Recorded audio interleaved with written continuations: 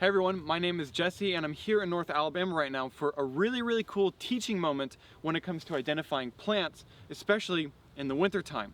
So there's actually several different plants right here. And the first one that I want to point out is this one that has the red leaves.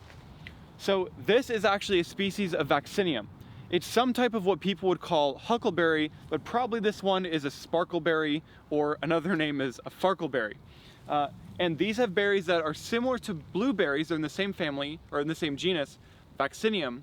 However, they're much smaller and they're a lot drier than the juicy blueberries that a lot of people know. However, there's another thing to make note of in this particular area, which is that we do have some berries, and they're on this plant right here.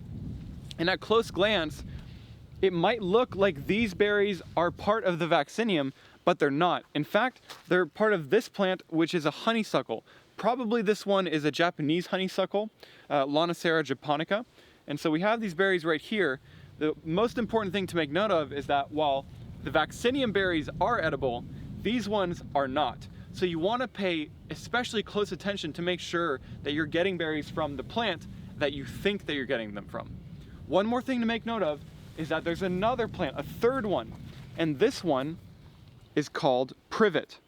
Now, the Vaccinium species is super useful to us. However, the Privet species is an incredibly invasive plant in North Alabama. So we'd want to get rid of it. We don't want it here as opposed to the Vaccinium. On close look, at first glance, the Privet kind of looks like it could be Vaccinium. Of course, this time of the year, it's really easy to tell because Privet is more of an evergreen, whereas the Vaccinium is turning red. But if it weren't this time of the year, here's what we need to take a look at. If we look closely at the Privet, we can see that the leaves are growing at the same node, so they're growing in an opposite pattern. But if we can grab some of the leaves of the Vaccinium, when we look at it closely, we can see that it is certainly growing in an alternate pattern.